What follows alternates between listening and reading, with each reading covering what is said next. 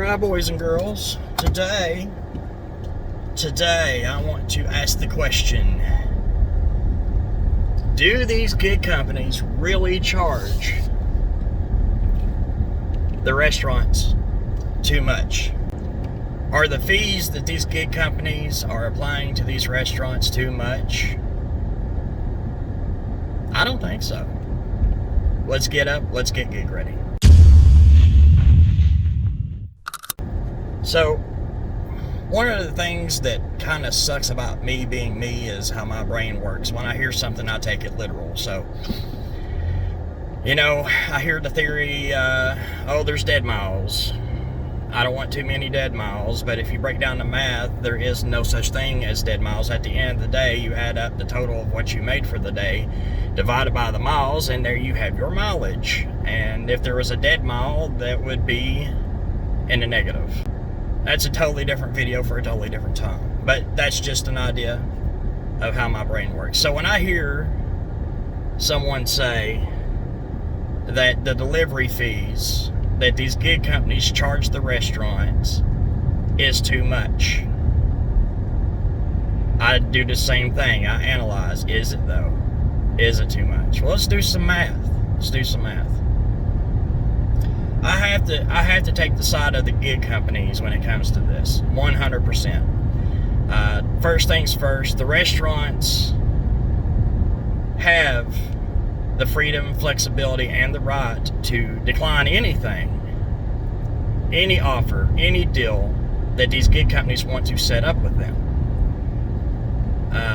Furthermore, you can negotiate with the gig companies about how much they take from you. So to break it down and make a long-ass story short, you got to think about the one thing that everybody keeps looking over, okay? How much would it cost the restaurant to hire their own dedicated delivery driver and buy a vehicle for the delivery driver to use and make the delivery driver a W-2? 9 times out of 10, there's going to be $10 an hour, plus the driver gets to keep the tip.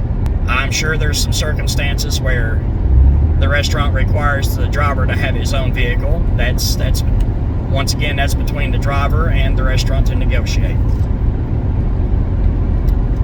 So, when you break it all down, you pay the delivery driver $10 an hour. So, whether there's a delivery or not, the delivery driver's still getting $10 an hour guaranteed. And when there is a delivery, if there's a tip, the driver keeps 100% of the tip. More than likely, the restaurant's going to have to provide a vehicle. So that's an automatic, let's say $1,000 for a vehicle decent enough. Probably got high mileage, leaking oil. It's not going to be a pretty vehicle, not for that. You know, you got $1,000, you're probably going to have more than one. And then the $10 an hour, if you ask me, if you do the math, it evens out.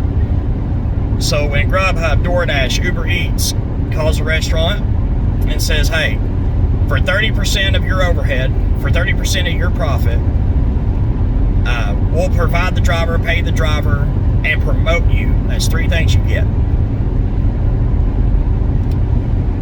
3. If the restaurants would quit looking at this as a delivery service and more of a promotional service, they would get turned on to. Because I've literally seen Grubhub itself turn several restaurants around. There's been a few restaurants that were back in a cubbyhole. No one even knew they were there. They probably had 5 customers a day. They signed up to Grubhub. They agreed to pay the 30%. And the next thing you know, there's a line to the restaurant to get in. It was one restaurant I've seen this happen to was a really, really small restaurant. Could only seat probably 3 people. So, in the end, you're probably going to be paying out the same amount if you have your own dedicated delivery driver. I'm sure some restaurants have tried it, just got rid of Grubhub and did their own dedicated delivery driver. And I'm sure that they aren't even aware or not even thought about doing the math to see if they're paying more to Grubhub for the delivery or they're getting to keep any extra profit by having their own dedicated delivery driver. So no, these delivery companies are not overcharging restaurants. I've rarely heard of a restaurant paying over 30%. I've heard of restaurants. I had a restaurant claim that they called and wanted 40% of their overall cost of food, and they declined that. And the lowest I ever heard was 17%. Now 17%, you're not going to get promoted. You're just going to be on the app, and when someone goes actively searching for you, you're going to be seeing it.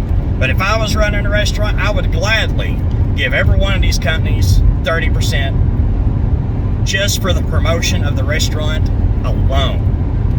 If I'm just starting, I'm looking to turn a profit, but I'm more interested in getting business coming through the door, absolutely. Now Uber's got a weird setup. I've only heard one restaurant talk about it, but Uber wanted a $325 activation fee, then 30% of the overall cost of food. Uber, your competition's not doing that. I guess you think you're such a big household name that you can get by with that. I don't know what you're thinking, but I'm telling you, you would attract a lot more business if you drop that activation fee. I don't know what you're thinking. I know that the name of the game is to make money, but what do I know? I'm not sitting at a desk behind a computer running statistics. But I do know what I see. And I see DoorDash growing in popularity for various reasons, and that may be one. But the common practice of these gig companies are 30%. They want 30% of whatever the restaurant makes. And if you ask me, it evens out at the end. It really does. You got the support, something goes wrong, calling these companies, they generally take care of it, and so on and so forth. So these gig companies are promoting your website, providing the driver, and the driver's providing the car. You don't even have to pay the driver. So, I hear these restaurants all the time complaining, oh God, they're eating us alive with the fees. Well, guess what? You're going to have to pay the delivery driver that too. It don't matter.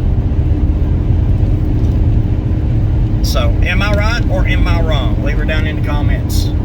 But I think I'm right. If I was running a restaurant, I would have no problem paying any of these companies 30% just for the promotion alone.